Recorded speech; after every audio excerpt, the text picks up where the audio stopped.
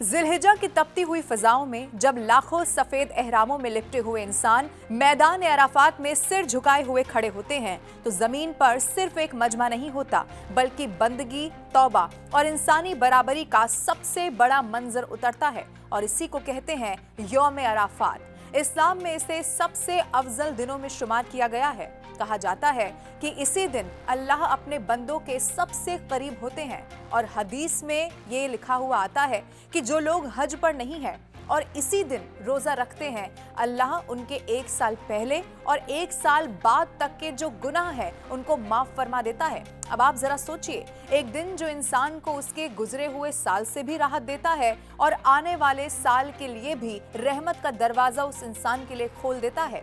और यही वजह है कि यौम अराफात को सिर्फ और सिर्फ एक तारीख नहीं बल्कि रहमत, मगफिरत और दुआओं का दिन भी कहा जाता है। और आज सऊदी अरब के मैदान अराफात में दुनिया भर से आए 16 लाख से ज्यादा हाजी जमा हो गए हैं जो हज के सबसे अहम रुक्न वुकूफ अराफात को अब अदा कर रहे हैं। लेकिन आपको ये भी जान लेना चाहिए कि अराफात की कहानी सिर्फ और सिर्फ आज की नहीं है। इसका रिश्ता हजरत इब्राहिम अलैहिस्सलाम और हजरत इस्माइल अलैहिस्सलाम की उस अजीम कुर्बानी से जुड़ा हुआ बताया जाता है जब एक बाप अल्लाह के हुक्म पर अपने सबसे प्यारी चीज कुर्बान करने के लिए तैयार हो गया। और तभी से ईद उल अज़हा सिर्फ और सिर्फ एक त्योहार बनकर नहीं रहा बल्कि अपने अहंकार, अपने लालच और अपने नफ्स को रब की रजा के आगे झुका देने की एक निशानी बनकर उभरा। लेकिन हज सिर्फ और सिर्फ काबा पहुंचने का ही नाम नहीं है, ये एक रूहानी सफर है। और ये तब है जब एक इंसान एहराम पहनता है तो उसकी पहचान जो है वो उसका ओहदा, उसकी दौलत और सब कुछ पीछे छोड़ जाती है।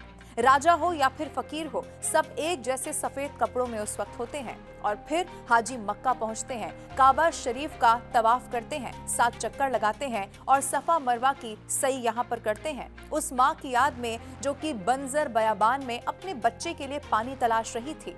और फिर 8 ज़िलहिजा को मीना और फिर 9 ज़िलहिजा को मैदान अराफात। और यही वो मुकाम है जिसके बारे में कहा गया है अल हज्जु अरफा, यानी कि हज का सबसे अहम हिस्सा अराफात को ही बताया गया है। अराफात के बाद मुज़दलिफा की रात आती है, खुला आसमान, दुआएं और छोटी छोटी कंकरियां जिन्हें अगले दिन शैतान को प्रतीकात्मक रूप से मारने के लिए जमा किया जाता है। और फिर मीना में रमी और उसके बाद कुर्बानी और फिर आखिर में इंसान दोबारा काबा लौट जाता है। जैसे पूरी जिंदगी भटकने के बाद एक बंदा आखिरकार अपने रब की तरफ लौट जाता है। और शायद यही हज का सबसे खूबसूरत पैगाम है कि इंसानियत, बराबरी और बंदगी किसी जात, किसी मुल्क और किसी हैसियत से भी बड़ी होती है। तमाम मुसलमानों को यौम अराफात की फजीलतों और साथ ही आने वाली ईद उल अज़हा की दिली मुबारकबाद।